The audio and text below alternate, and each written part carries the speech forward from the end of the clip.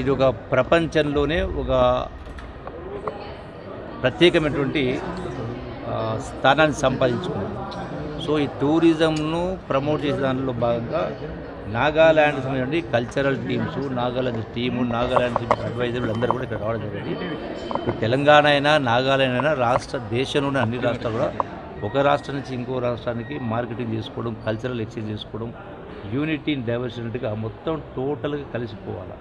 ఇవాళ వన్ అనేది చాడడం కోసం, టూరిజం ప్రమోట్ చేయడం కోసం ఎట్లా వస్తూ ఉన్నారు. మనం కూడా రేపే తెలంగాణ టూరిజం డిపార్ట్మెంట్ కూడా రేపే దుబాయ్ అండ్ యుఎస్ కూడా తెలంగాణ టూరిజం డిపార్ట్మెంట్ ఆఫీస్ అందరు కూడా వెళ్ళి అమెరికాలో జరుగుతున్నటువంటి అంతర్జాతీయ టూరిజం ప్రోగ్రాంలో భాగంగా ఇలా పార్టిసిపేట్ అని కూడా జరుగుతూ ఉంది.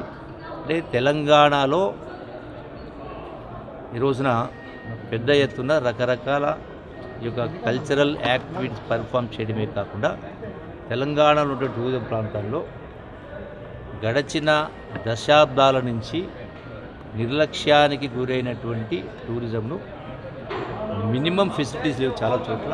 ఆ ఫెసిలిటీస్ క్రియేట్ చేయడం కానీ, అట్లాగే చాలా గొప్ప అద్భుతమైనటువంటి ప్రాంతాలు ఉన్నాయి, వాటర్ బాడీస్ ఉన్నాయి, కట్టడాలు ఉన్నాయి.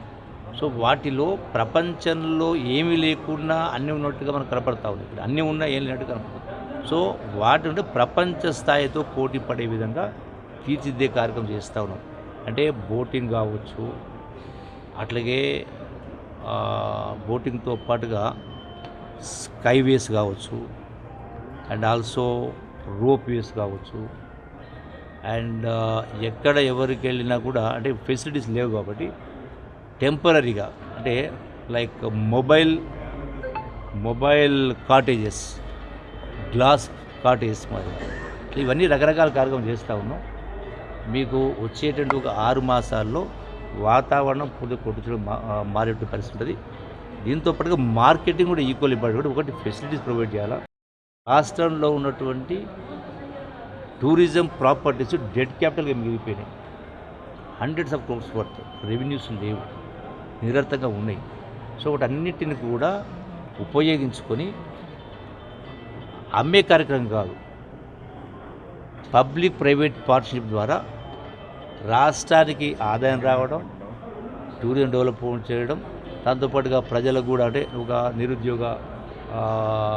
నిరుద్యోగులకు కొంత ఉద్యోగ అవకాశాలు, ఉపాధి అవకాశాలు జరుగుతాయి. అట్లాగే కొత్తగా ఈరోజే నేను ఇన్స్ట్రక్షన్ ఇవ్వడం జరిగింది.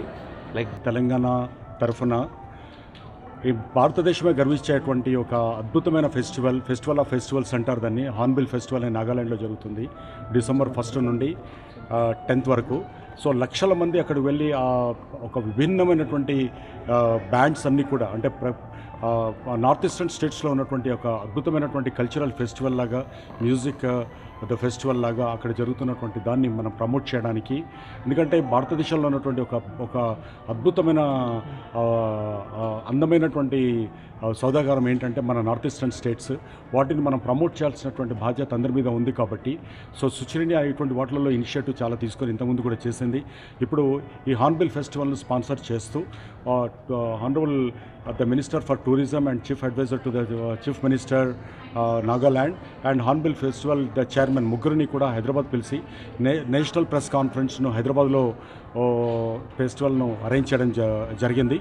అండ్ ఈ ఫెస్టివల్ ఒక్కటే నాగాలాండ్లో ఉన్నటువంటి విభిన్నమైనటువంటి సంస్కృతుల సమ్మేళనంగా ఉంటుంది. మన తెలంగాణ, మన ఆంధ్ర ప్రజలు అంటే తెలుగు ప్రజలందరూ కూడా దాన్ని చూడాలి. దానికి సంబంధించినటువంటి పాపులారిటీ మన దగ్గర కూడా రావాలి. మన తెలంగాణ సంస్కృతి మనం ఇక్కడ నుండి అక్కడికి డెలిగేట్స్ తీసుకెళ్ళడం, కల్చరల్ డెలిగేట్స్ వాళ్ళు మన దగ్గరికి రావడం, అంటే ఏ ప్రాంతానికి ఆ ప్రాంతం కాకుండా డైవర్సిటీ, యూనిటీ ఇన్ డైవర్సిటీ అంటారు, అది జరగాలన్న ఉద్దేశంతో ఈ నేషనల్ ఫెస్టివల్ను లాంచ్ను హైదరాబాద్లో పెట్టి వాళ్ళని ఇక్కడికి తీసుకురావడం జరిగింది. ఫెస్టివల్కి I been invited to perform. So I'm taking my band అక్టోబర్లోను వెళ్ళి అక్కడ reggae, blues, some Telugu music Hornbill ఫెస్టివల్లో పార్టిసిపేట్ చేస్తున్నాను December 1st to December 10th. So I'm really happy I'm doing this. It's a different experience. ఏంటది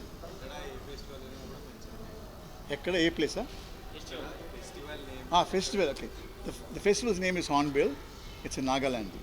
ఇది October first నుంచి December first నుంచి December 10th దాకా రన్ అవుతుంది festival. There are about 200 bands from all over the world that are going to be there, and I'm going to be there with my band. So come and see me. Yeah, yeah, and I don't come out too much, so yeah. Right.